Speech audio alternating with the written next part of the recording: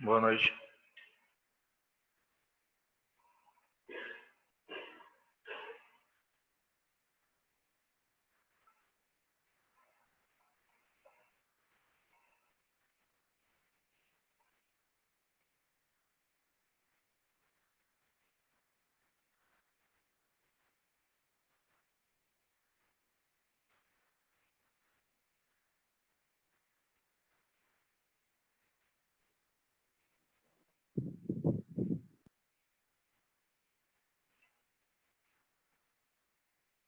Boa noite.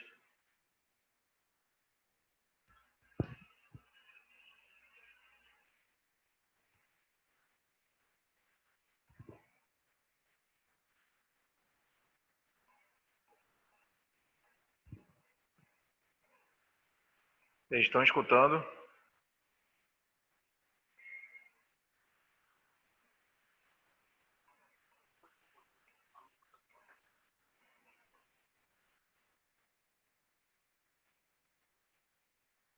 Alô? Estão escutando? Vamos ver, alguém respondeu aqui. Beleza, então vamos começar.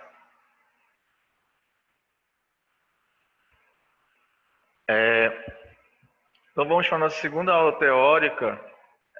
Essa aula diz respeito a mecanismos adaptativos, tá? Então na aula passada, na semana passada, na nossa teórica, a gente viu, foi aula de introdução à patologia, né? Isso, então eu dei o conceito do que é patologia, mostrei como esse conceito foi evoluindo ao longo do tempo, né? Melhor dizendo, do processo de saúde e doença. Mostrei para vocês as ramificações da patologia, tá? Dei até uma questão de prova para vocês já, tá? Então, eu coloquei aqui alguns objetivos que eu quero atingir nessa aula com vocês. Primeiro, qual é o título da aula? Alterações da proliferação e da diferenciação celular, tá?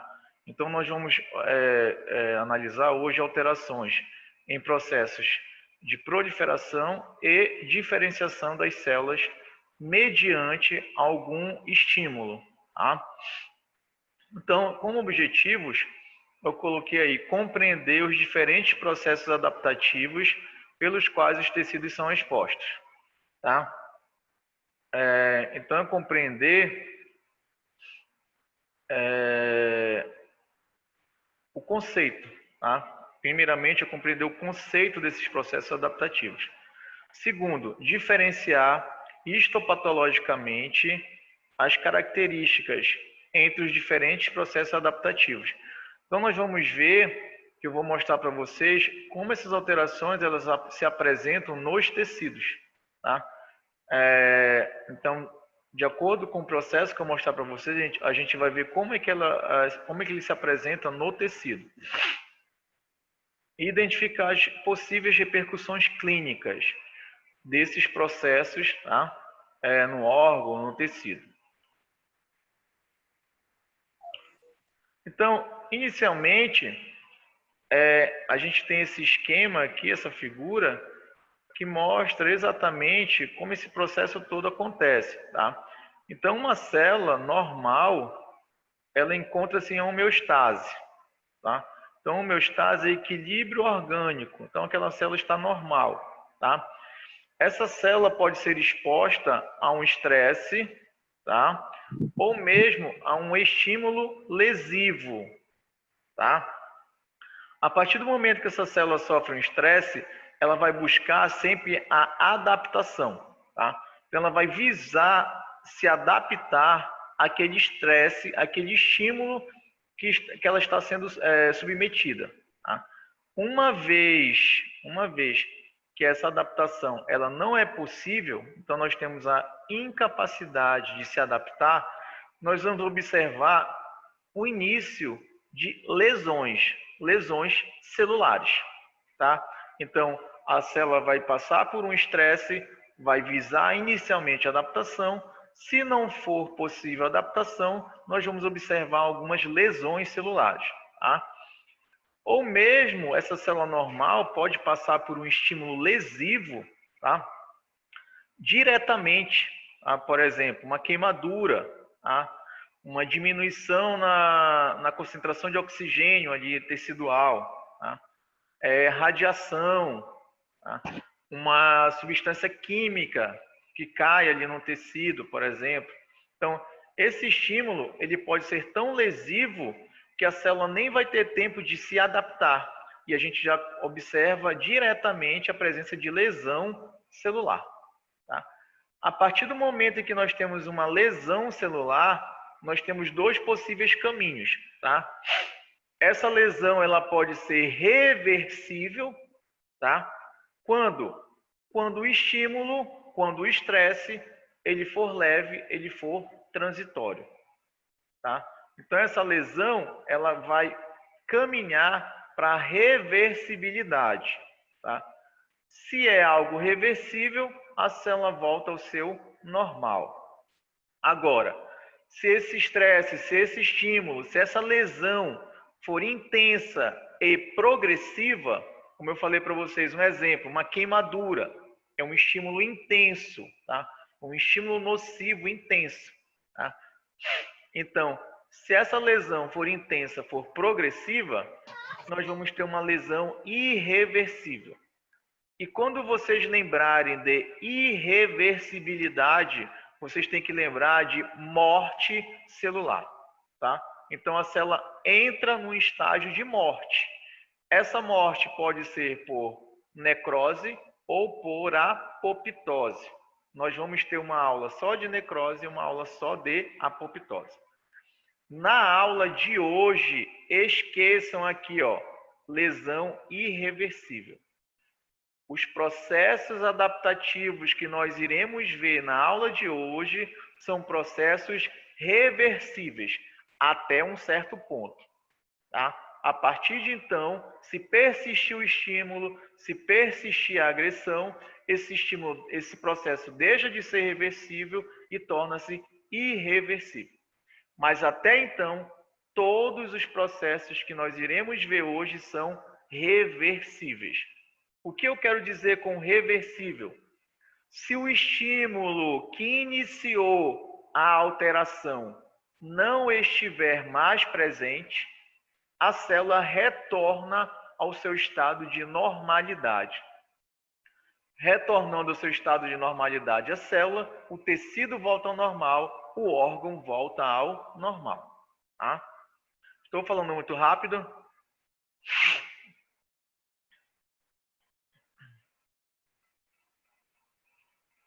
Então aqui nós temos, como eu falei, são processos adaptativos, né? Então as alterações que nós vamos ver hoje são processos adaptativos. Então, como a gente viu no slide anterior, a célula, o tecido, o órgão vai ser exposto a um estímulo, a um estresse, tá? E a partir de então, a célula que encontrava-se em homeostase vai tentar se adaptar àquele estímulo. Essa adaptação ela tem a ver com alterações ambientais, tá? Alterações do ambiente. Então, essas adaptações, elas são, como eu falei, reversíveis, tá? E a gente tem que olhar para a célula. Essas adaptações, elas podem ter a ver com o tamanho da célula. Então, a célula pode aumentar de tamanho ou a célula pode diminuir no seu tamanho, tá? Essas adaptações podem ter a ver com o número de células, tá? Então, pode aumentar o número de células ou pode diminuir o número de células, tá? Essas adaptações, elas podem estar ligadas com a atividade metabólica da célula, tá? Então, essa atividade ela pode aumentar ou ela pode diminuir. Ou esses processos adaptativos, eles estão associados com as funções da célula. Tá? Pode aumentar ou diminuir a função celular. Todos, como eu falei, são o quê? Reversíveis, tá? Então, tenta se adaptar, muda no tamanho da célula, o número de células, a atividade metabólica celular ou as funções dessa célula. Diante disso, eu apresento para vocês os dois primeiros processos, tá? Hipoplasia e hiperplasia. Só traduzindo literal a palavra, isso já responde alguma coisa para a gente, tá? Então, pouco, plasia deriva da palavra plasis, que quer dizer formação. Então, na hipoplasia, nós vamos ter uma diminuição no número de células, tá? Então, vai acontecer mais apoptose, que é a morte, do que mitose, que é a proliferação. Então, a apoptose prevalece sobre a mitose. Aí, se diminui o número de células, automaticamente vai diminuir o tamanho do tecido. Diminuindo o tamanho do tecido, diminui o tamanho do órgão. É uma cascata. Várias células formam um tecido, vários tecidos formam um órgão. Tá? Beleza. Então vocês já sabem qual é o conceito de hipoplasia. A hipoplasia é uma alteração no número de células, tá? Para menos, diminui o número de células. Então, sabendo o conceito, nós vamos para os exemplos, que é isso que eu abordo na prova de vocês. Então, baseado nisso, quais são os exemplos que eu coloco aqui? Involução do timo, tá?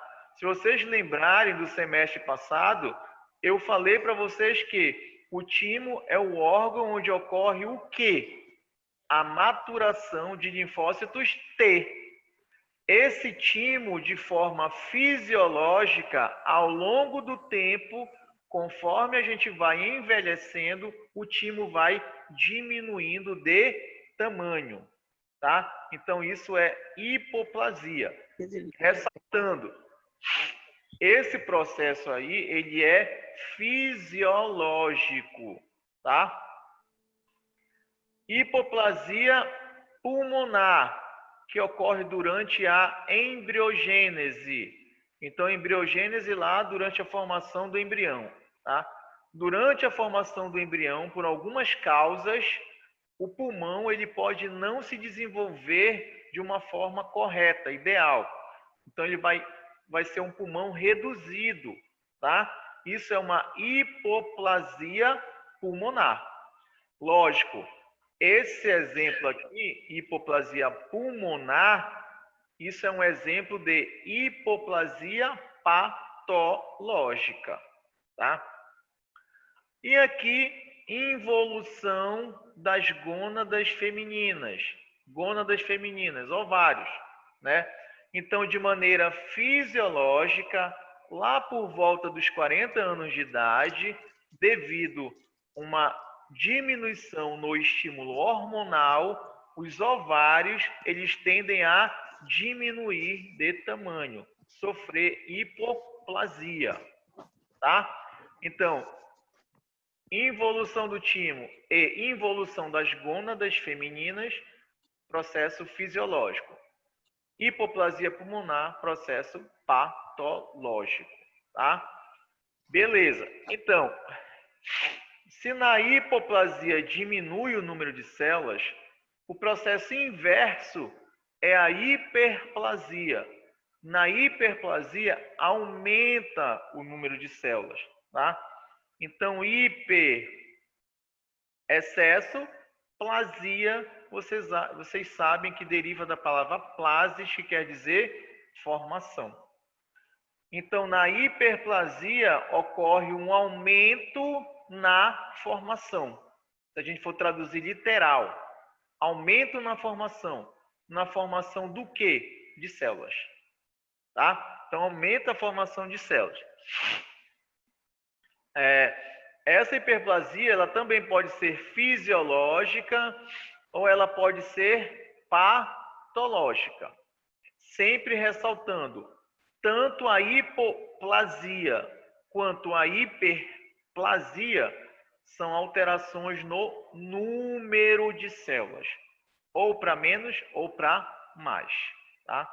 Como exemplos de hiperplasia fisiológica, é o que tá aqui com a cor preta, tá?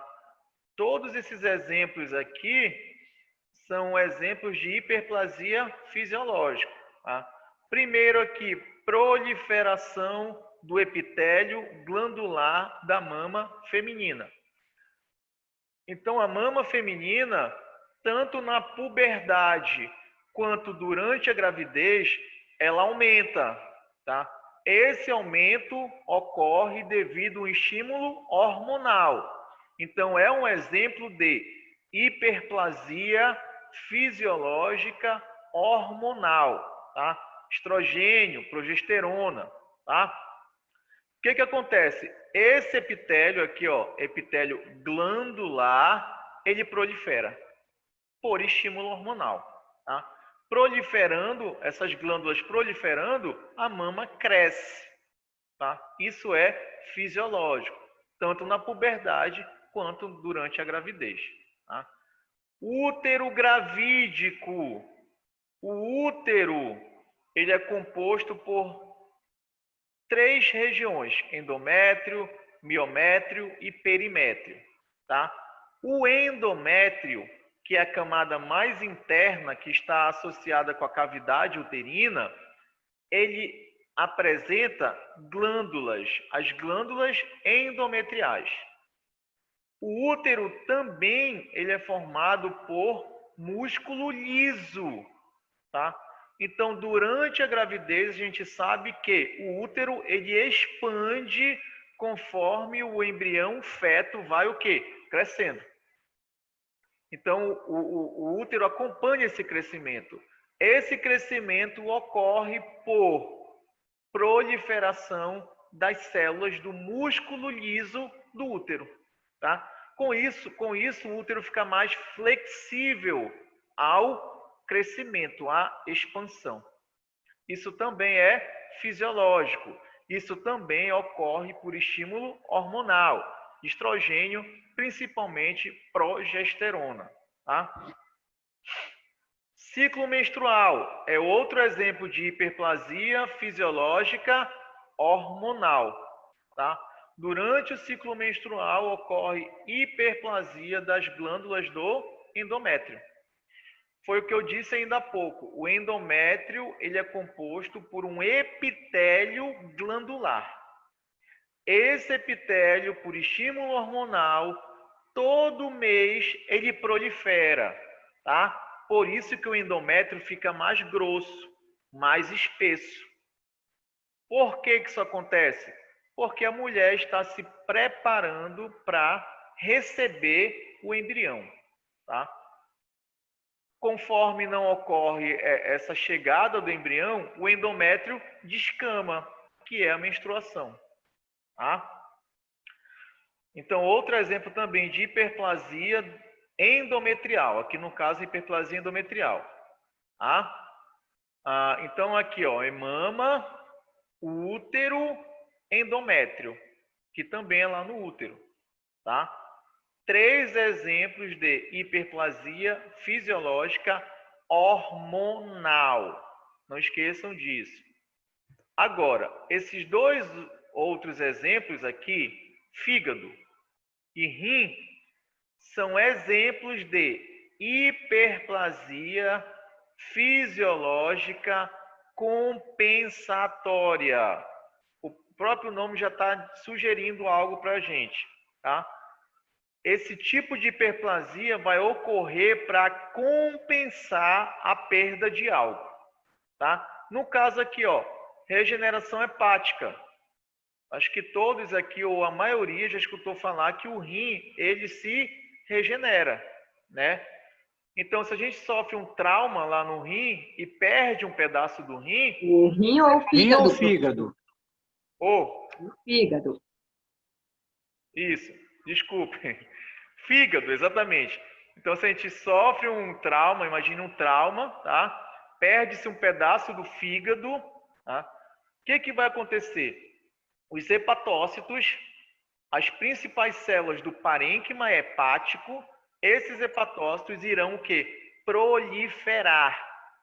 Para quê? Para compensar aquela massa hepática que foi perdida, tá?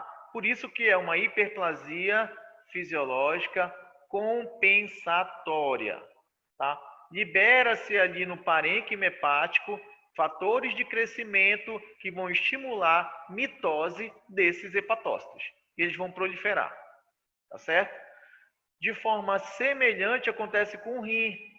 Então, o indivíduo que sofre uma nefrectomia unilateral, então retirada de um rim, tá?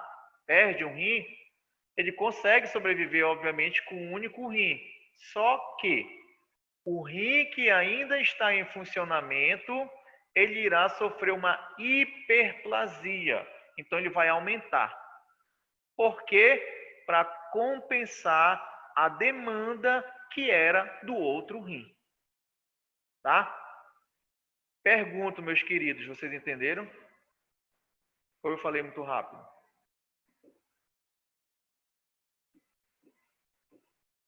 Eu entendi, professor. Beleza. Tá? Agora, exemplos de hiperplasia patológica. Esses 3 exemplos aqui, ó. Endometrial. Eu já falei para vocês de hiperplasia endometrial. Falei ainda há pouco, né? Aqui, ó. Hiperplasia endometrial. Só que esse exemplo aqui ocorre durante o ciclo menstrual e é algo que fisiológico, por estímulo hormonal. Aqui também ocorre por estímulo hormonal, só que já é algo que patológico, quando ocorre um aumento exacerbado na produção de estrogênio. Exemplo, cistos ovarianos, tá?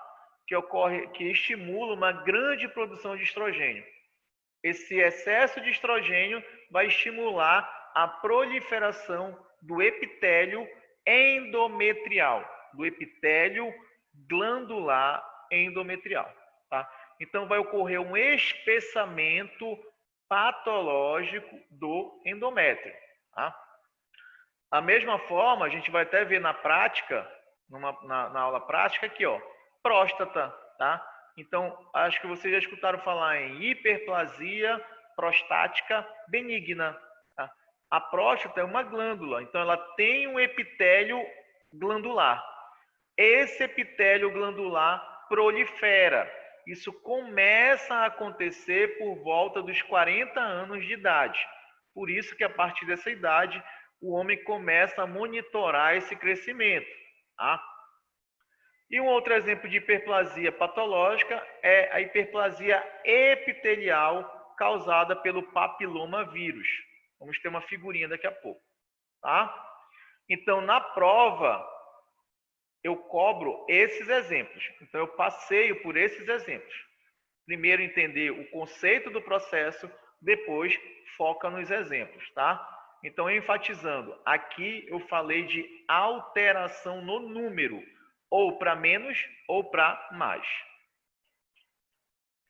Aqui no caso da hipoplasia pulmonar, dentre as causas da hipoplasia pulmonar, nós temos a hérnia diafragmática congênita. Tá? Então, nessa criança aqui, o rim ele torna-se hipoplásico, ele diminui, tá? Ele não cresce, melhor dizendo, da forma ideal. Tá? Por que isso acontece? Na hérnia diafragmática congênita, uma alça do intestino, tá? Como a gente pode ver aqui, ó, uma alça do intestino perfura esse músculo bem aqui chamado de diafragma. Tá? Essa inserção dessa alça intestinal no diafragma dificulta os movimentos respiratórios. Isso vai impactar onde? Nos pulmões, tá? Já que para se desenvolver de uma forma correta e ideal, os pulmões necessitam desses movimentos respiratórios, tá? A correção para isso é cirúrgica, tá? Então, retira-se essa alça intestinal, faz a correção, como a gente visualiza aqui na figura, tá?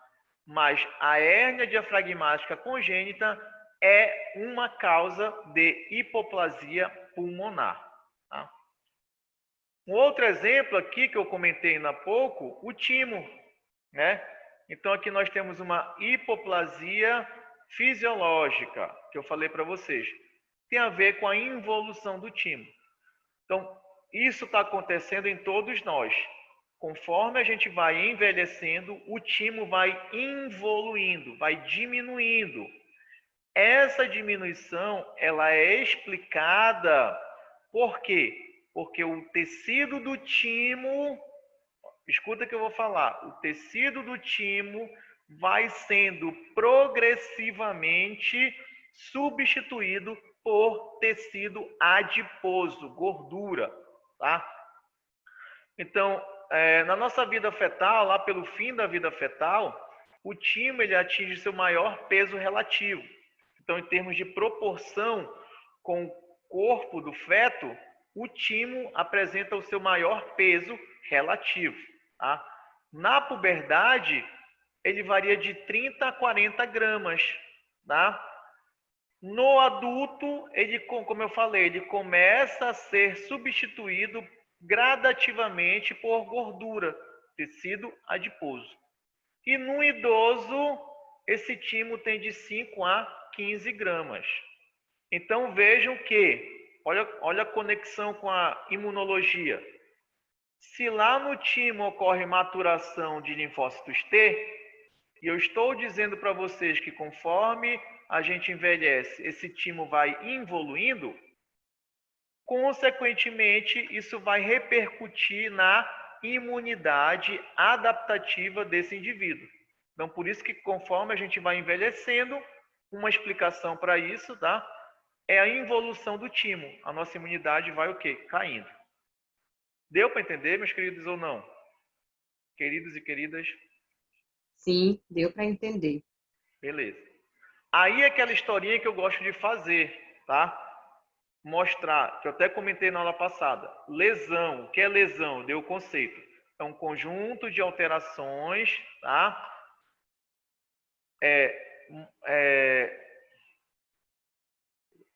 Conjunto de alterações, né, na função, né, na morfologia ou molecular daquele órgão, daquele tecido.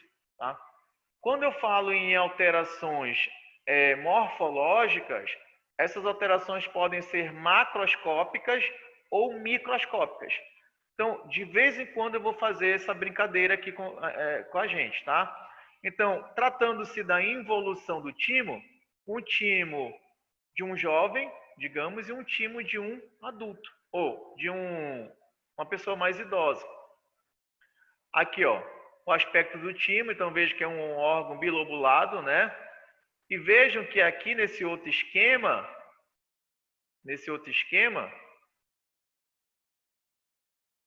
o timo é um órgão linfóide primário, tá? Lá no timo é que ocorre a maturação dos nossos linfócitos T, que são células associadas à imunidade adaptativa, tá? Ele fica mais ou menos aqui no mediastino, tá? Nesse local aqui do nosso corpo. Voltando aqui, a gente pode ver essa porção amarelada, né? O que é essa porção amarelada? Falem aí. Seria a gordura? Seria Exatamente. o timo sendo substituído pela gordura. Exatamente. Então aqui a gente está vendo nitidamente a substituição do tecido tímico por gordura, tá? Esse é o macro. Vamos para o micro. Aqui é um microscópio. Está nítido aqui que o tecido adiposo, que é essa parte branca, está entranhando, olha a palavra no popular, está entranhando, está invadindo o tecido tímico. Qual é o tecido tímico aí? Essa parte azulada, tá? Consegue visualizar a gordura entrando, invadindo esse tecido? Ficou nítido para vocês isso? Então aqui, timo, aqui, gordura. Tá? Sim. Beleza. Mama, tá? Hiperplasia fisiológica hormonal. Então vejo, essa é a constituição histológica de uma mama, tá? Gordura, tá? Aqui, ó, tecido adiposo, tá? essas estruturas aqui em forma de cacho de uva são as glândulas mamárias. Vejam que essas glândulas mamárias, elas têm esses dutos, tá? Essa figura é importante até na próxima aula, na aula de neoplasia, tá? Que vocês vão ver que nós temos câncer mamário glandular, tá? Aqui as glândulas, ou ductais, que são esses dutos, tá? Então veja que esses dutos, eles saem das glândulas e eles vão desembocar onde? Aqui, tá? No início, né, dos seios, tá certo? Beleza. Tanto na puberdade quanto na lactação, tá? Vai ocorrer a proliferação dessas glândulas aqui. Então, elas vão proliferar. Proliferando esse epitélio glandular, a mama cresce. Como eu falei, isso é fisiológico e isso ocorre por estímulo hormonal. Estrogênio, progesterona. Durante a amamentação, entra a prolactina também, tá? Então, é esse epitélio que prolifera. Então, veja que quando eu falar em hiperplasia, é proliferação, mitose. Sempre façam essa conexão. Hiperplasia, aumento no número de células. Então, é proliferar, é mitose. Aqui, ó, hiperplasia endometrial, que pode acontecer fisiologicamente como patologicamente. Aqui, no caso, é uma hiperplasia fisiológica hormonal, tá?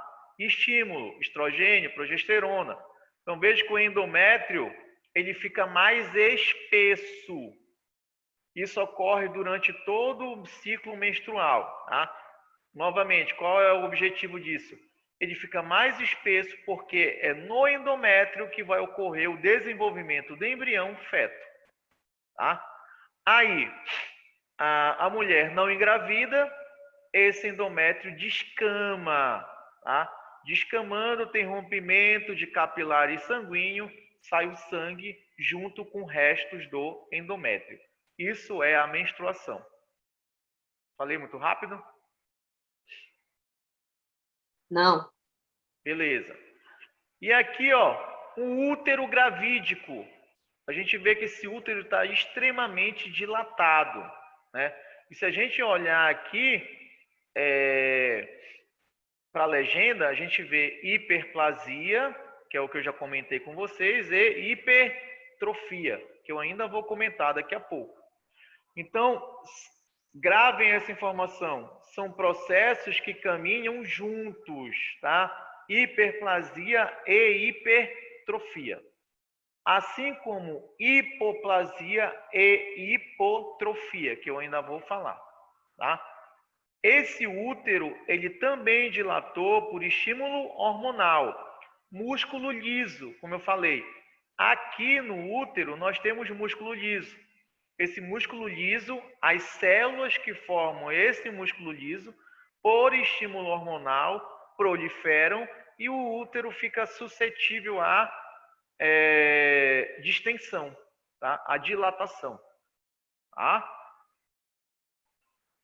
Por isso que eu falei para vocês no primeiro encontro nesse semestre que é importante a histologia, porque a patologia está intimamente associada com a histologia. Mas eu vou falando para vocês conforme a aula vai caminhando. Hiperplasia patológica associada à infecção pelo papiloma vírus, tá? O HPV. Então, o HPV ele tem tropismo, afinidade por células epiteliais, por mucosas, epitélio, tá? Então, o que acontece? O vírus infecta uma célula epitelial, lá dentro da célula, ele inicia um estímulo proliferativo. E essas células começam a proliferar intensamente. Tá? No caso aqui, dessa figura, a gente observa o quê? Uma grande proliferação epitelial, tá? Causando a formação dessas lesões verrucosas. São as verrugas, né?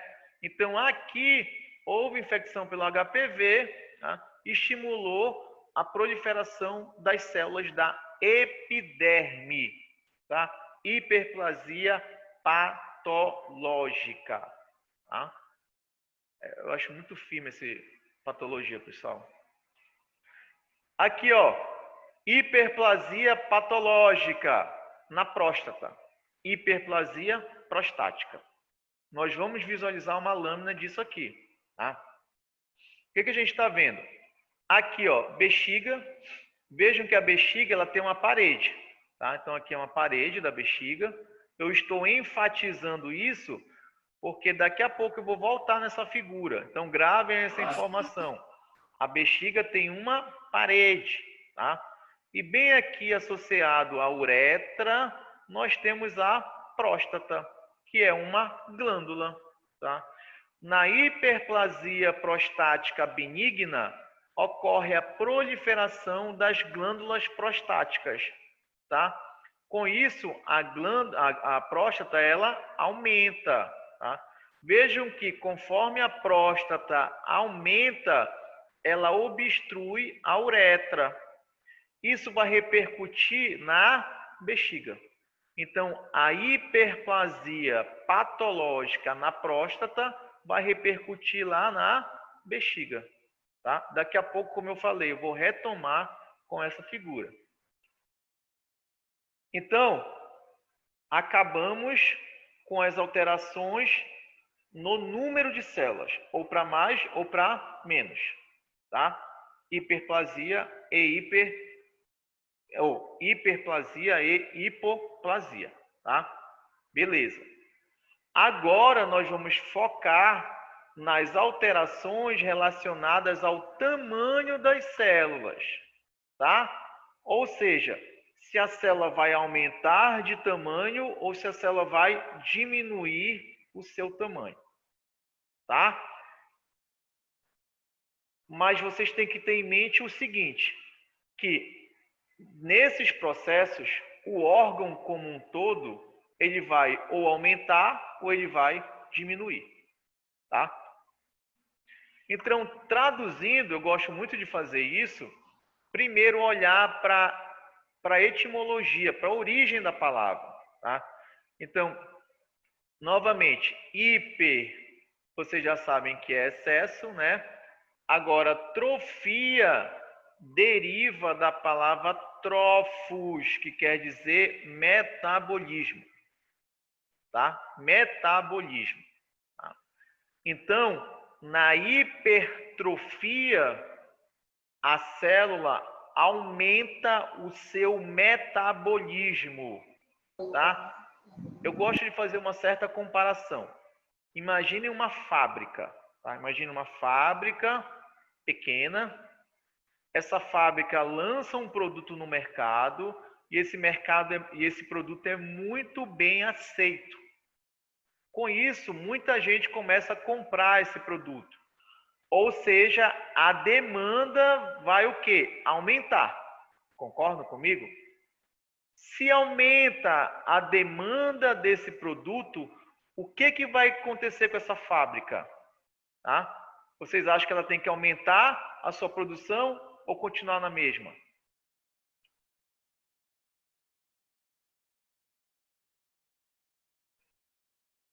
Hein?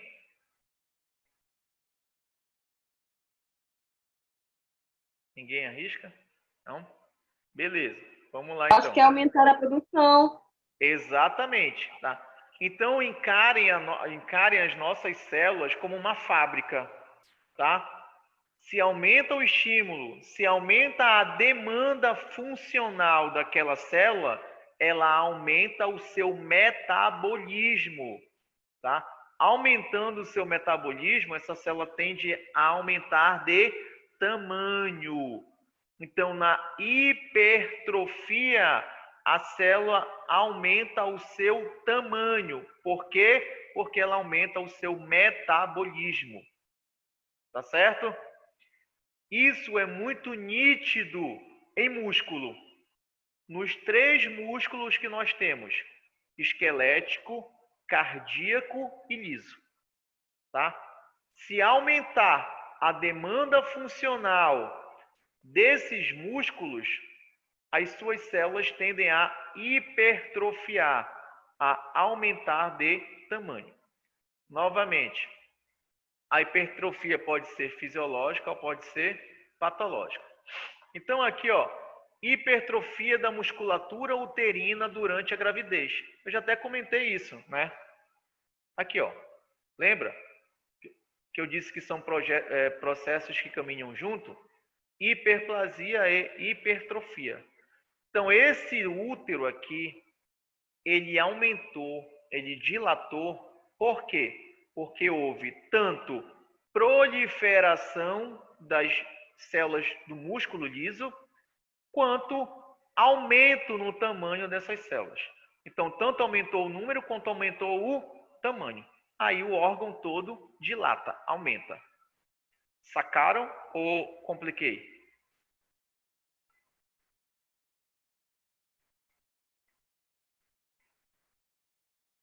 Eu entendi, professor. Não? Eu entendi. Beleza. Vamos Eu lá. faço muito, eu faço muito exame de tireoide, né, de pessoas que têm hipertireoidismo, então eu consigo compreender um pouquinho aí essa. Ali também é uma Ali é proliferação. patológico, tudo bem, ali é patológico, mas É aí dá para fazer patológica. uma relação. Exatamente. Exatamente. Muito bom. É um outro exemplo aí, tá? Continuando aqui, ó, hipertrofia das mamas na gravidez, também já falei, né? Voltando aqui, ó. Então, essas glândulas aqui, mamárias, elas vão tanto aumentar em número quanto em tamanho. Aí a mama cresce, tá? Hipertrofia do miocárdio. Então, hipertrofia do miocárdio, um exemplo que pode acontecer em hipertensos crônicos, tá? Quem é hipertenso crônico, ele pode ter um aumento no miocárdio, se a gente comparar com o indivíduo normal. Da mesma forma, aquele indivíduo, aquele atleta de alta performance, que passou a vida toda em Ô, lascado. treinamento. Oi? Eu sou hipertenso crônico. Eu Oi. estou perdido assim. Não entendi. Eu sou hipertenso, igual como o Oi. senhor está dizendo. É o Taveiro. Beleza. Eu sou Mas faz um hipertenso. controle com medicamento, né? É o que eu faço. Aí o senhor já me deixa triste, já aumentou meu coração. Não, então, mas eu estou falando assim, é algo que pode acontecer, tá? Então, hipertenso crônico, ele pode ter um aumento do miocárdio, tá? Beleza. Então, vejam que, ó, que de forma geral, músculo, como eu falei, se o músculo ele aumenta sua demanda funcional, se ele é mais estimulado, ele sofre hipertrofia. Aqui, exemplo, ó, hipertrofia da musculatura esquelética nas pessoas que malham, né? Então, quando a gente vai lá no fazer uma avaliação, que o instrutor pergunta qual o seu objetivo, aí o indivíduo vai falar, eu quero uma hipertrofia muscular. Quem malha sabe, ninguém vai falar hiperplasia muscular, fala-se hipertrofia muscular. Então, o músculo esquelético, se ele aumenta sua demanda no seu trabalho de força, ele sofre um aumento. Então, as células que formam o músculo esquelético, as células musculares esqueléticas, elas crescem. Aí o músculo todo, o músculo comum todo, também cresce. Tá? Alguém perguntou alguma coisa aqui? Vamos lá. Tá. E aqui outro exemplo, hipertrofia da musculatura lisa da parede de órgãos ocos. Vamos contextualizar esse exemplo? Esôfago. Esôfago, tá?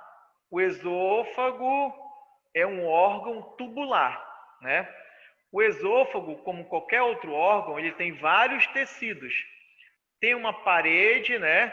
Essa parede é formada por uma mucosa, que é um epitélio, tem tecido conjuntivo e tem também músculo liso, tá? Que é justamente esse músculo liso que contrai, relaxa, contrai, relaxa. Movimentos peristálticos, né? Então o alimento cai no esôfago, ele vai sair lá no estômago, tá? Devido aos movimentos peristálticos. Quem faz isso? Músculo liso. Beleza. Agora imagine a seguinte situação. O indivíduo tem um tumor que está crescendo na parede do esôfago, tá? Quando ele ingerir um alimento, pergunto para vocês, o movimento peristáltico vai ter que ser mais ou menos intenso para o alimento passar?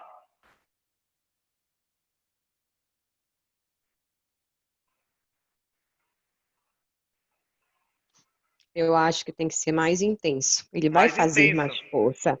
Exatamente, fazer mais força, aumento de demanda, aumento de trabalho, tá? Por quê? Porque tem um tumor que está obstruindo a passagem do alimento. Então a contração vai ser mais forte. Então ali próximo, o músculo liso da parede do esôfago vai ficar o que? Mais dilatada. Vai hipertrofiar, tá? Ficou claro para vocês a diferença de hiperplasia e hipertrofia? Ficou claro?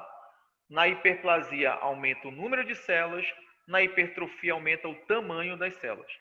Nos dois processos, o órgão como um todo cresce, tá? Então ele aumenta em tamanho, aumenta em volume, aumenta em peso, tá? Assim, assim. Ok. Tá. Já o inverso é a hipotrofia. Hipo, pouco, trofia, deriva da palavra trófos, que quer dizer metabolismo. Então, aqui na hipotrofia, fazendo uma analogia, é aquela fábrica que lançou um produto no mercado e quase ninguém gostou desse produto, tá? Aí eu pergunto, essa fábrica vai aumentar ou vai diminuir a sua demanda? Diminuir a demanda. Diminuir, né? Ela vai diminuir a sua demanda, consequentemente, ela diminui a sua produção. Vamos agora para a célula. A célula como sendo uma fábrica em que o estímulo diminuiu, tá? Em que a demanda diminuiu, a demanda funcional diminuiu. Essa célula, ela tende a diminuir o seu metabolismo. Diminuindo o seu metabolismo, ela tende a diminuir, atrofiar, tá? Então, a hipotrofia é a diminuição do metabolismo celular. Consequentemente, diminui o seu tamanho.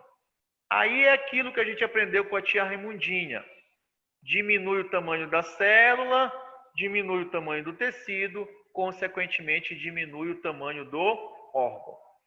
Então, tanto na hipoplasia quanto na hipotrofia, o órgão diminui de tamanho, tá? Também pode ser fisiológica, também pode ser patológica. Então aqui, ó, exemplo de hipotrofia fisiológica que ocorre durante a senilidade. O que é a senilidade?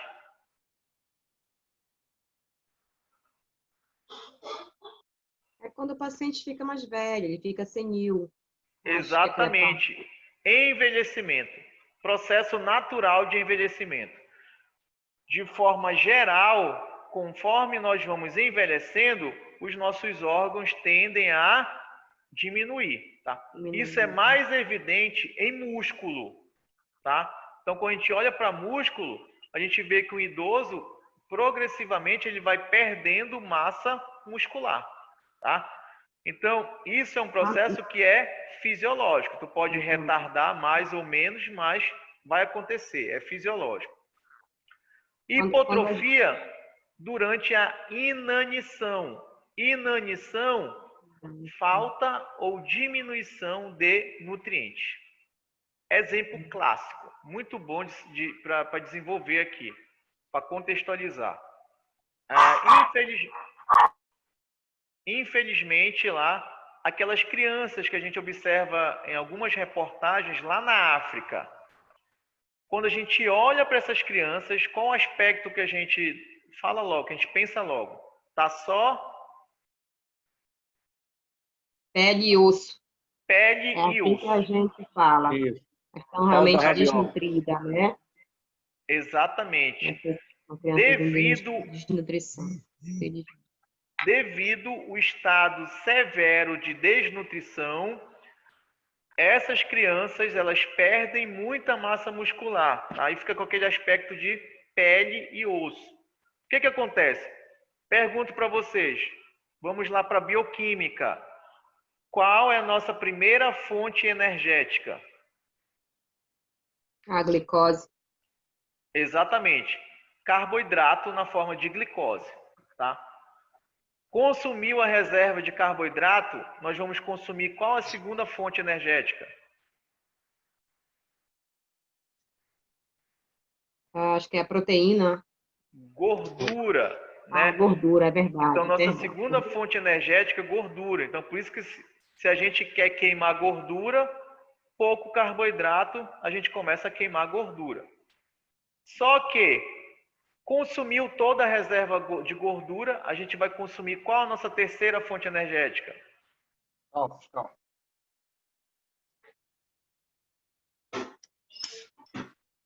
Falaram ainda há pouco. O nosso triglicerídeos, que é os nossos ácidos graxos, né? Proteína, tá? Então, errei tudo. Oi? Errei tudo. Então, consome primeiro o carboidrato, depois gordura e, por último, proteína. E onde é que a gente tem muita proteína? Não tem proteína, Ricardo. Músculo, tá? Então, a gente tem muita proteína no músculo. Então, nessas crianças, devido ao estado severo de desnutrição, consome carboidrato, consome gordura e, por último, consome proteína. Aí, o músculo atrofia. A criança perde uma intensa massa muscular, ficando com aquele aspecto. Tá? Desuso. Daqui a pouco vamos vender droga. Quando a gente faz uma... Oi? Quando a gente faz uma relação no caso do diabetes, o diabético, a gente percebe também que ele perde bastante massa. Aí seria uma hipotrofia patológica? Isso. Por quê? Porque o diabético descompensado, tá? Ele não consegue, digamos, consumir essas reservas de carboidrato, tá? Porque não consegue, não tem entrada de glicose para as suas células, tá? Então ele começa a consumir o quê? Gordura, tá? E começa a consumir proteína, tá? Eu vi isso nitidamente com meu pai, tá? Meu pai descompensou, tá? Ele até faleceu ano passado de diabetes, tá? Ele chegou a uma glicemia de quase 700, uma glicemia muito alta, descompensou mesmo, totalmente descompensada, e ele gradativamente começou a perder massa muscular, tá? Então ali também, associado ao diabético, muito bem observado, é um exemplo de hipotrofia patológica, tá? Voltando aqui, ó, desuso, músculo esquelético. É muito nítido aqui na questão do desuso. Imagina o indivíduo sofrer um acidente de moto, fraturou a perna. Ele vai ter que imobilizar durante um tempo, né? Quando ele tira a imobilização, o que ele nota? Que está o quê? Atrofiado, né? Aí entra a figura de qual profissional na área de saúde? Fisioterapeuta. Fisioterapeuta, para tentar restaurar essa massa muscular aí, através de estímulo, né? Aumentando a fisiologia muscular para aumentar essa demanda funcional, restaurando a massa muscular que foi perdida, tá? Compressão, tá? Então, pressão exercida por lesão. Então, um tumor, um cisto... Não é minha. As oficiais eu não posso andar se não gasto combustível do Estado. Oi, não entendi, Bernardo. É que eu estou saindo aqui do trabalho, eu vou em casa.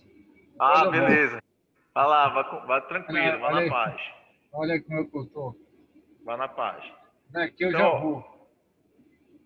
Compressão, tá? Então, um cisto, o desenvolvimento de um cisto, de um tumor, de um aneurisma, tá?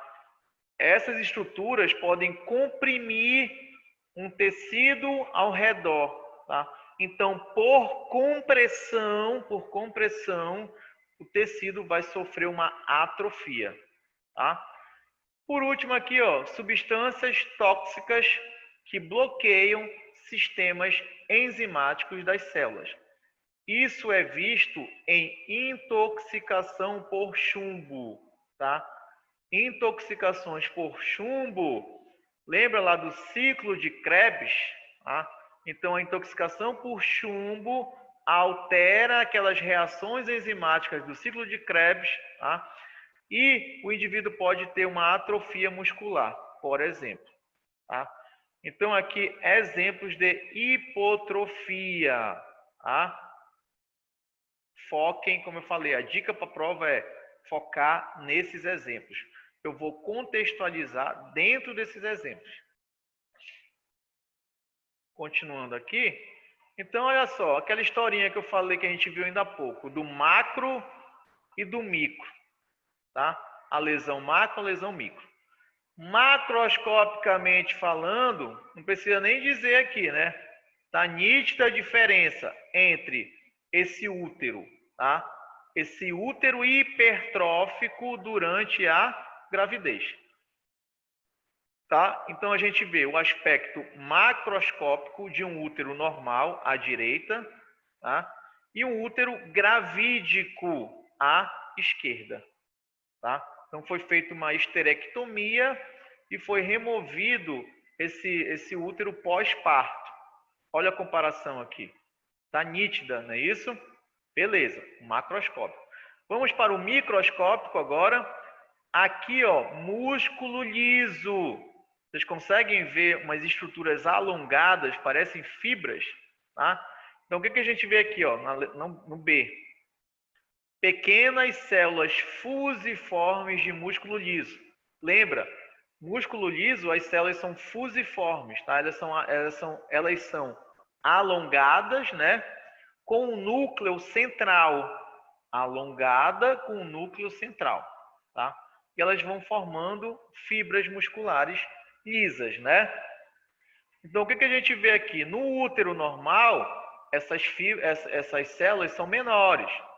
Agora, quando a gente vai para o útero hipertrófico, olha a diferença brutal. Tá? Até parece que eu peguei esse campo aqui, ó, esse campo, e aumentei, mas não.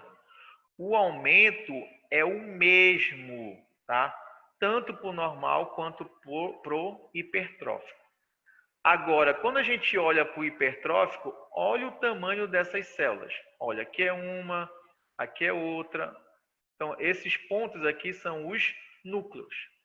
Vejam que tanto a fibra quanto o núcleo aumenta, tá? Hipertrofia, aumento no tamanho. Tá safo, gente?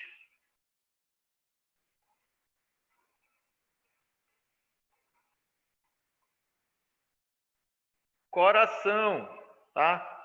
Então, o que a gente vê aqui, ó? Lembra lá da constituição do coração. Então, a gente tem essa parede aqui, né? Tem essa estrutura que é chamada de septo interventricular, tá? Então, é um septo que separa o ventrículo esquerdo do ventrículo direito, tá? E os ventrículos têm uma parede. Essa parede é formada por músculo, o músculo cardíaco. Então, aqui temos músculo cardíaco, no septo também temos músculo cardíaco. Isso de um coração normal, então tem uma espessura, tá?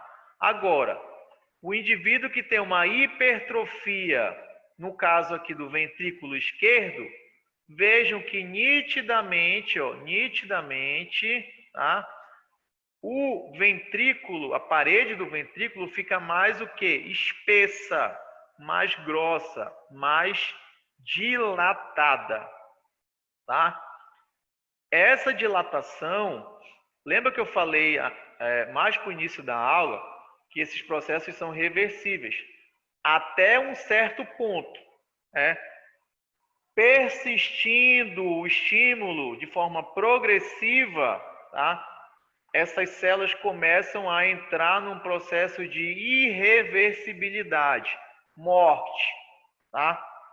Então, o que a gente já vê aqui? Aqui a gente já vê um ventrículo esquerdo extremamente dilatado. Tá? Nessa condição aqui, o indivíduo já caminhou para uma insuficiência cardíaca. Por quê? Músculo, pessoal, fazendo uma comparação aí grosseira, imagina o músculo como um elástico. Tá? Então, o elástico a gente estica, né? Ele volta, estica e volta, estica e volta. Só que se esse processo se repetir muito durante um certo tempo, o elástico perde a sua o quê? Elasticidade. Algo semelhante acontece com o músculo. No caso aqui, esse músculo cardíaco dilatou, vai chegar a um certo ponto que perde-se a capacidade de contração. Tá? Esse músculo aqui não tem mais força. Por isso que o indivíduo torna-se um quê? Um cardiopata. Ele evolui para uma insuficiência cardíaca. Tá? Uma hipertrofia do miocárdio, ela pode acontecer por exercício físico, tá? Como eu falei, aqueles atletas de alta performance, tá? Então, o miocárdio deles, devido a um aumento na demanda funcional de anos, esse miocárdio pode hipertrofiar. Ele hipertrofia, tende a hipertrofiar. Tá? Hipertenso crônico, tá? Então, o hipertenso crônico também, o coração, ele trabalha com aumento de demanda. Se é músculo, se aumenta a demanda, se aumenta o estímulo, ele cresce por hipertrofia. Tá? Ou mesmo por hipertrofias idiopáticas, são aquelas hipertrofias do miocárdio sem uma causa definida. Estou me fazendo entender ou estou complicando a vida de vocês?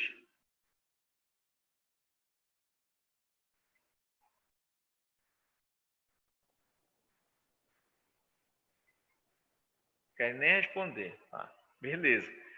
Continuando, olha esse coração aqui que sofreu hipertrofia chagásica. Eu acho que, se não todos, mas a maioria já escutou falar que o indivíduo que evolui para uma forma crônica da doença de Chagas, ele tem uma cardiomegalia, tá? Aumento do coração, o famoso coração grande, lá no popular. Tá? Então, a gente vê aqui que o ventrículo, olha só o ventrículo desse coração, está extremamente dilatado. Tá? E a gente observa também um espessamento do miocárdio. Tá? Então, isso aqui é uma hipertrofia chagásica, lesão macroscópica. O indivíduo que evolui para uma forma crônica de doença de Chagas, ele tende a ir a óbito. Tá? Por quê? Ele torna-se um cardiopata. Ele evolui para uma insuficiência cardíaca. Se não transplantar, ele vai morrer. Tá? Essa parte eu vou pular porque tem mais a ver com o processo inflamatório. Aqui, ó, novamente, parede. Tá nítido isso aqui para vocês, né? Então, ó, o septo interventricular é o septo que divide os dois ventrículos, que separa, melhor dizendo, os dois ventrículos. Tanto o miocárdio do septo quanto da parede do ventrículo, o que? Encontra-se dilatado. Aqui o esquema: septo, parede, septo, parede. Vejam que vocês viram isso lá na anatomia. Anatomicamente falando, a parede do ventrículo esquerdo é maior do que comparado com o ventrículo direito, tá? Aqui, ó, ela é mais espessa. Músculo esquelético. Então, aqui, ó, o músculo esquelético, digamos, de um indivíduo que não malha e de um indivíduo que malha, tá? Então, músculo hipertrofia. Aí, lembra que eu falei que o processo ele é reversível? Isso é mais nítido ainda em músculo esquelético. Aquele carinha que malha a vida toda, lá malha um tempão, consegue ter uma hipertrofia, por algum motivo ele para de malhar. Em uma semana ele já perde muito da massa muscular que ele ganhou. Tá? Por quê? Porque o processo é reversível. As células do músculo esquelético voltam, restauram o seu tamanho normal. Por quê? Não tem mais estímulo, não tem mais aumento na demanda funcional. Tá? Essa figurinha, lembra que eu disse que eu ia voltar nela? Quando eu comentei dessa figura, eu falei sobre a hiperplasia na próstata, né? E eu disse para vocês que essa hiperplasia na próstata terá uma repercussão clínica na bexiga, uma repercussão morfológica, uma alteração morfológica na bexiga. Qual é? Aqui, ó. A bexiga cresce. Vocês têm que lembrar que a bexiga também tem músculo liso.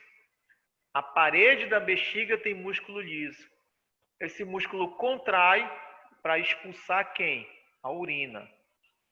Quem tem uma hiperplasia na próstata tem dificuldade na passagem da urina pela uretra. Aí o músculo da bexiga faz mais força para expulsar essa urina. É óbvio que esse processo não é do dia para a noite, né? Mas vai ter uma repercussão. Então, a hiperplasia na próstata terá uma repercussão na bexiga, uma hipertrofia na bexiga. Sacaram? É muito show patologia, pessoal. Eu me empolgo, acho muito bacana. Aqui, ó, miócito, cito, célula, mil, músculo. Então, miócito é uma célula muscular.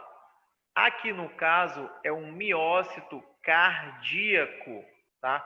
Então, um miócito cardíaco é uma célula ramificada, como a gente está vendo aqui, e de 1 a 2 núcleos localizados mais ou menos no centro da célula, como a gente visualiza aqui. Miócito normal. Esse miócito buscando a adaptação, por quê? Resposta ao aumento da sua carga. Então, é o hipertenso crônico, é o atleta de alta performance, tá? O que vai acontecer? O miócito adaptado, ele vai sofrer uma hipertrofia. Então, vejam que o miócito ele fica gordinho, né? Fica uma célula gordinha, tá? Dilata a célula.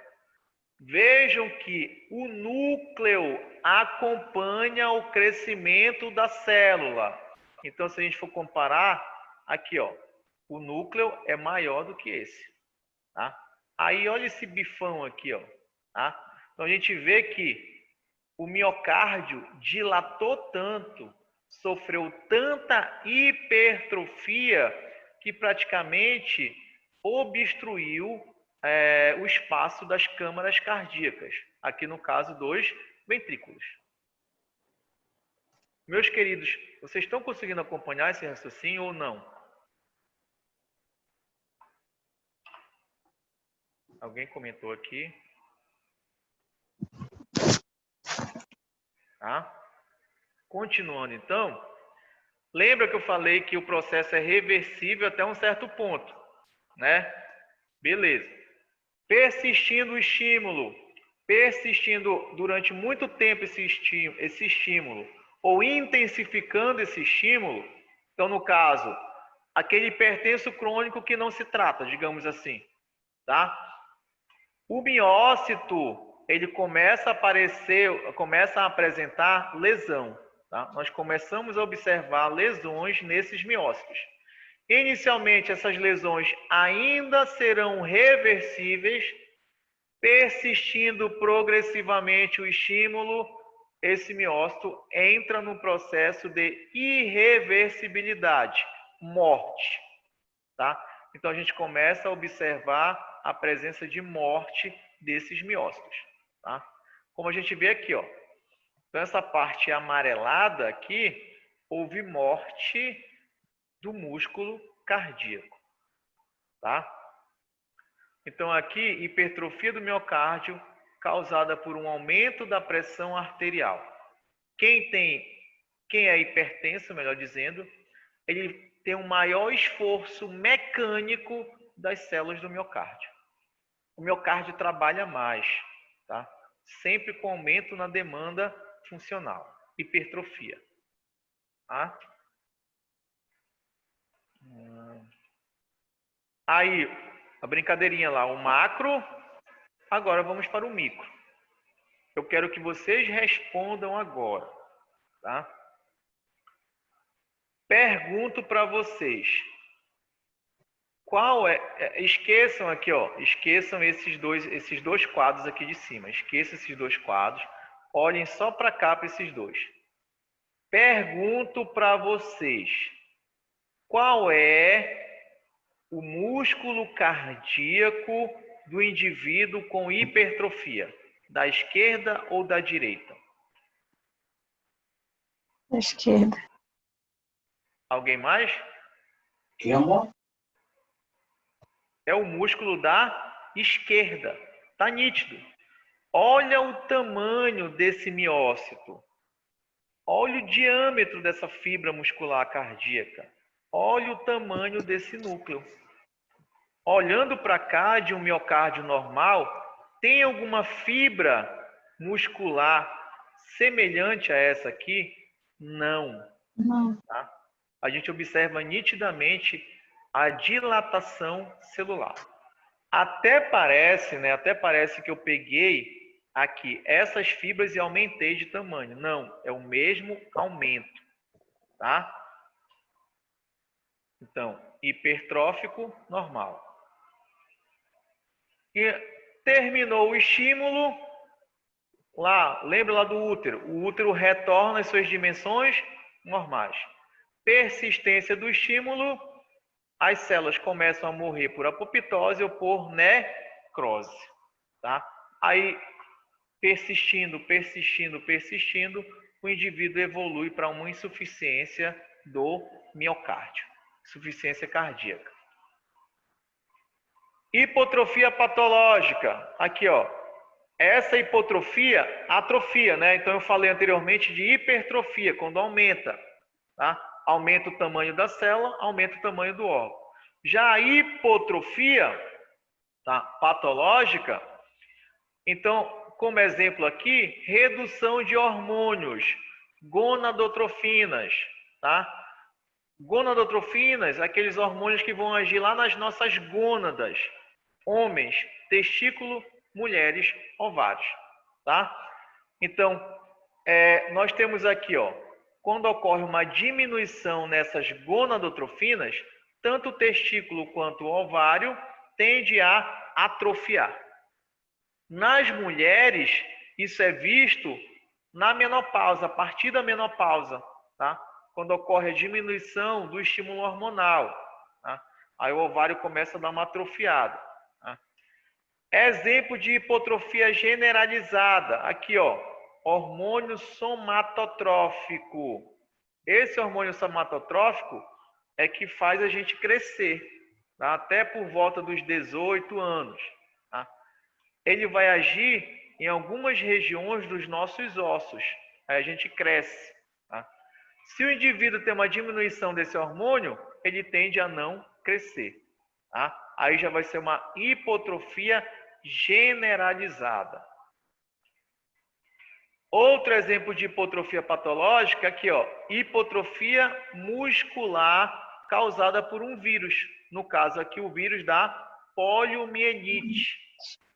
Se vocês lembrarem lá do primeiro semestre, os nossos músculos, para eles contraírem, eles dependem de ATP, cálcio e impulso nervoso. Chega o impulso nervoso na fibra, libera cálcio, produz ATP, o músculo contrai, tá? O vírus da poliomielite, o que ele faz? Ele corta, ele bloqueia a conexão sistema nervoso, músculo esquelético, tá? Então, nessa criança, a gente está vendo nitidamente que houve uma perda de conexão entre o sistema nervoso e os músculos esqueléticos dos membros inferiores, causando essa atrofia, tá? Isso é patológico, obviamente. Cérebro, tá? Essa comparação aqui é de um cérebro de um adulto jovem normal e de um idoso, tá? Um idoso de 82 anos que, além da idade, ele teve uma doença cerebrovascular aterosclerótica.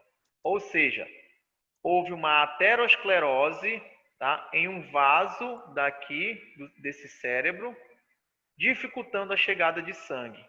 Tá? Comparando, o que a gente vê de comparação? No adulto jovem, a gente observa um maior número dessas dobras, tá? Que é chamado de giros, aqui, ó.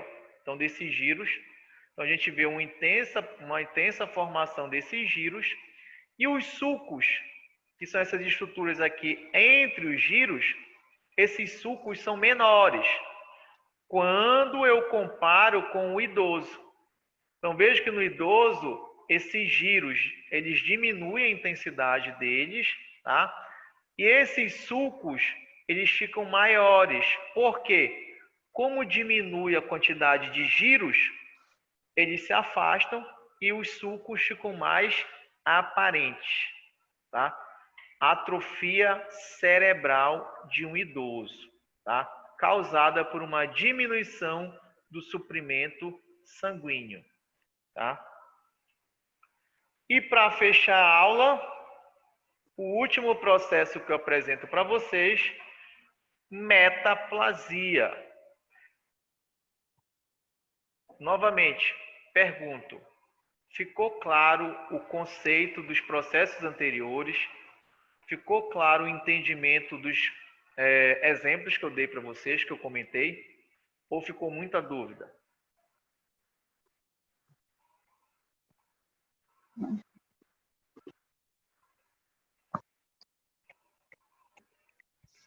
Oi, Ellen. Bom, já que ninguém vai falar, eu falo. Eu entendi, senti um pouquinho de dificuldade de compreensão na parte que falou lá do miocárdio, mas depois eu vou rever a aula para entender melhor. Beleza. Tá? É isso que eu Mas quero, esse do feedback mais de eu vocês. entendi. Do Tá, mais eu beleza. entendi. Ok. Então a gente vai fechar com a metaplasia. Então veja que eu falei de 5 processos, né? Hiperplasia, hipoplasia, hipertrofia, hipotrofia e agora eu fecho com a metaplasia, tá? Beleza. Então metaplasia, traduzindo a palavra, esse prefixo meta quer dizer o quê? Variação, mudança. Plasia, vocês já sabem que derivam da palavra plasis, que quer dizer formação. Então, traduzindo a palavra, é uma mudança na formação.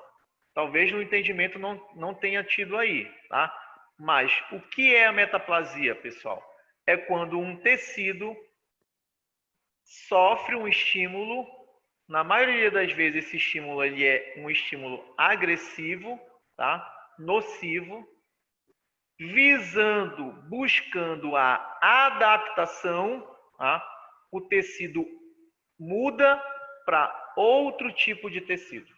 Então, isso é metaplasia. Sempre buscando adaptação, um tecido A muda para um tecido B, tá? Respeitando uma regra. Qual é a regra? Sempre muda de um epitélio, ou seja, um tecido epitelial para outro tecido epitelial, ou um tecido de origem mesenquimal para outro tipo de tecido de origem mesenquimal. Nunca de um epitélio para mesenquimal ou vice-versa. Tá? Essa é a regrinha. Então, o conceito é esse. Corresponde à mudança de um tipo de tecido adulto epitelial ou mesenquimal, em outro da mesma linhagem, ocorre uma substituição de adaptação de células que são sensíveis ao estresse. Foi aquilo que eu disse. Aquela célula, aquele tecido vai ser exposto a um estresse e essa célula muda para outro tipo de célula, para outro tipo de tecido, visando sempre a adaptação àquele estresse. Vocês vão ver, obviamente, que essa adaptação ela não é benéfica para o indivíduo. Ela é benéfica até certo ponto para o órgão, para o tecido. Na verdade, para o tecido. Porque o tecido ali naquele local que mudou, ele torna-se mais resistente à agressão. Tá? Só que metaplasia é uma lesão pré-neoplasia. Aí uma consequência clínica importante. O que acontece? O indivíduo tem uma metaplasia, evolui para uma displasia e pode evoluir para uma neoplasia. Por isso que eu falei que a metaplasia é uma lesão pré-neoplasia. Tá? Exemplos, né? Esse daqui, alguém tem, ou alguém conhece alguém que tem, tá? É o esôfago de Barré. Alguém tem esôfago de Barré aí?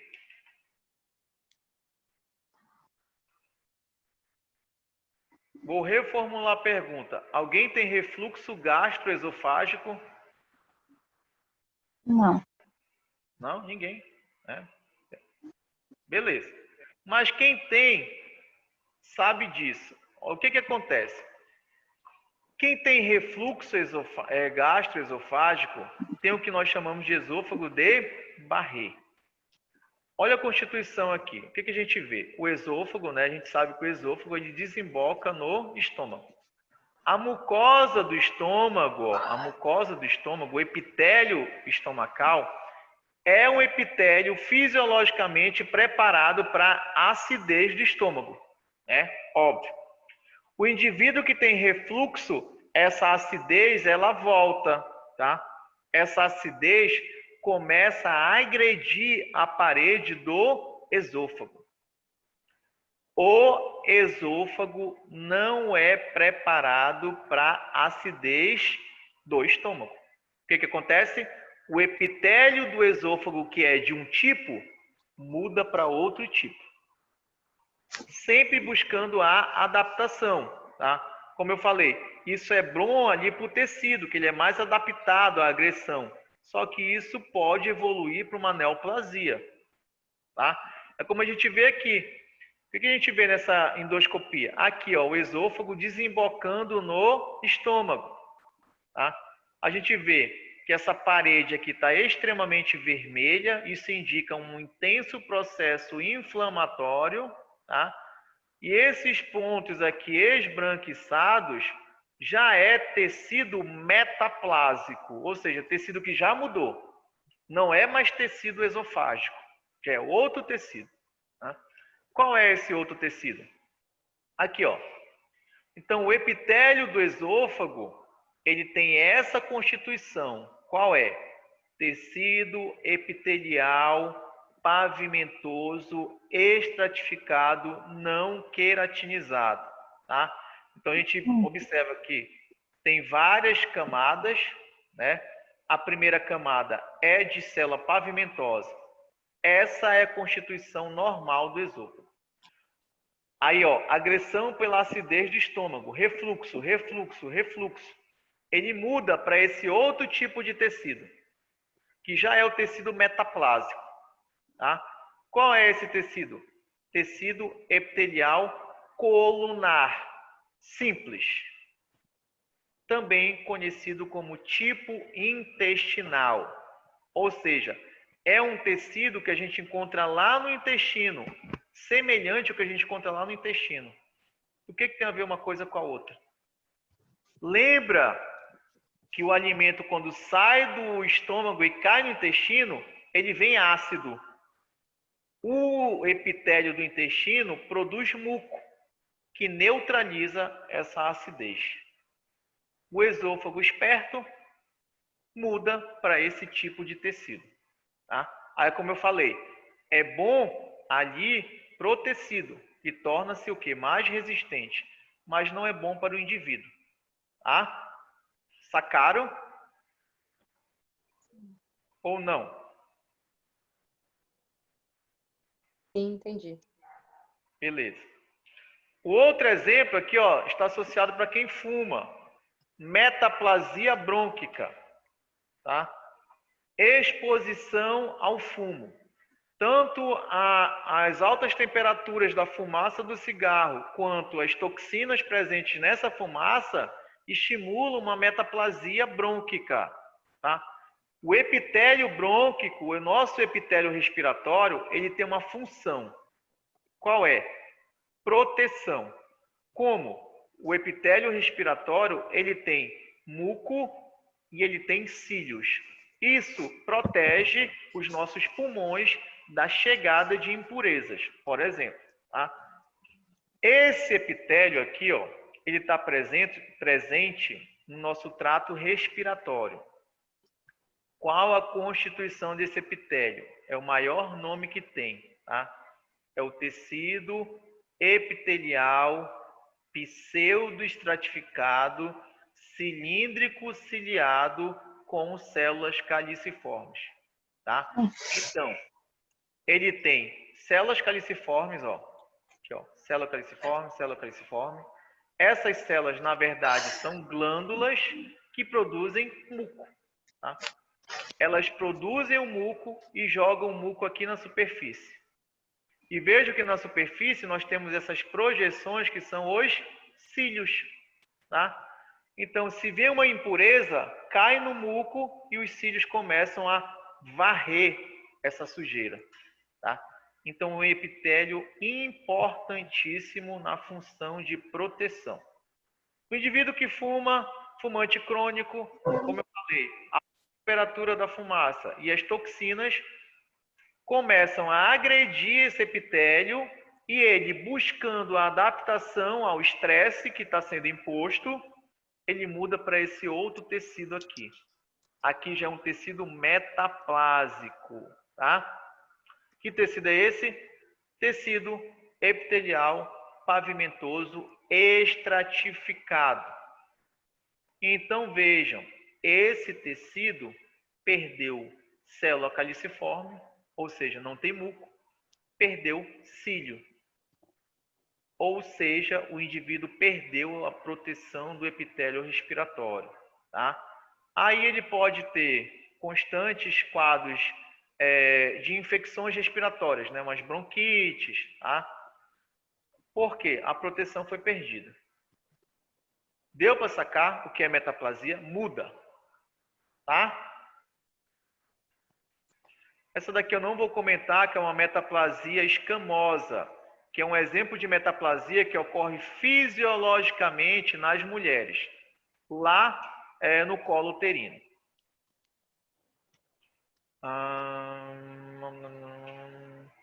Aqui, ó, eu vou fechar com esse slide. Metaplasia óssea.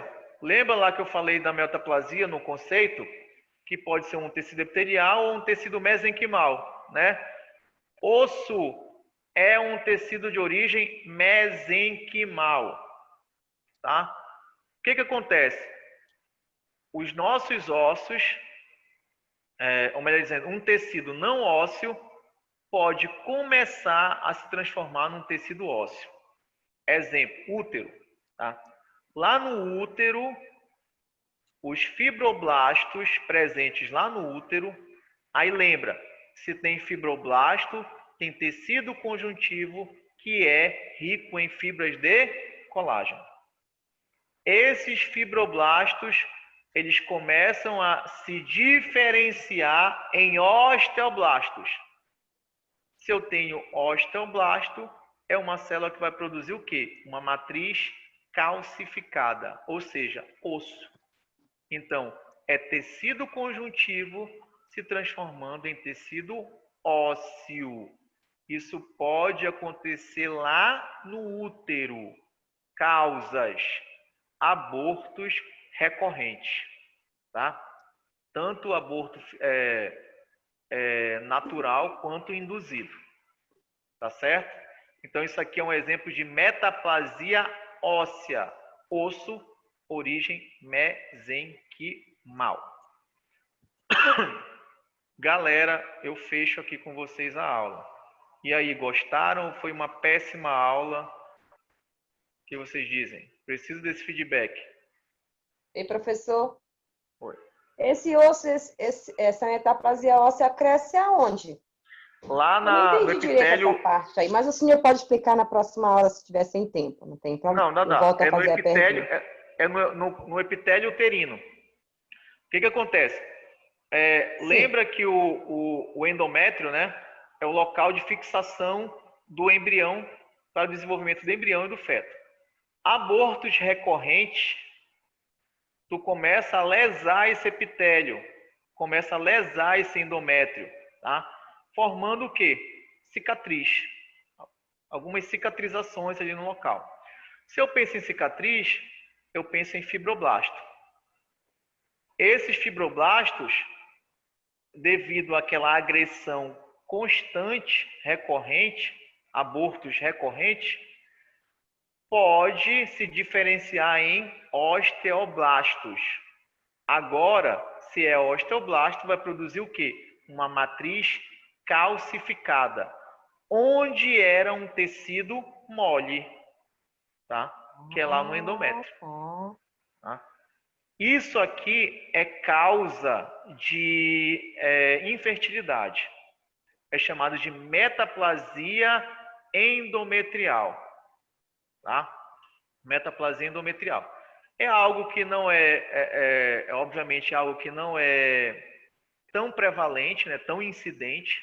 Não se preocupem, não é assim, eu sofri um aborto, eu já vou ter Não acredita que eu infertilidade. pensei que ia crescer um osso? Oi? Acredita que eu pensei que podia crescer um osso dentro Não, dentro do útero? começam a ter pontos, Ai, meu pontos Deus. calcificados, tá? Pontos calcificados ali no Certo. endométrio. Por isso que causa infertilidade, tá? Porque se são pontos calcificados, o embrião feto não se fixa, não cresce. Deu para entender? Entendi. Tá? Deu para entender. Alguém perguntou mais alguma coisa que alguém comentou? Vou ver aqui rapidola. Obrigado, que bom que vocês gostaram. A aula foi ótima, né? Como sempre. Sua aula é show. Vou dormir feliz, então, tá? Boa noite para vocês. A gente finaliza por aqui, tá? Bom retorno. E a gente se vê numa próxima oportunidade. Boa noite, Tá, professor. Obrigada. Vou pegar meu coraci agora. Boa noite. Tá, boa noite.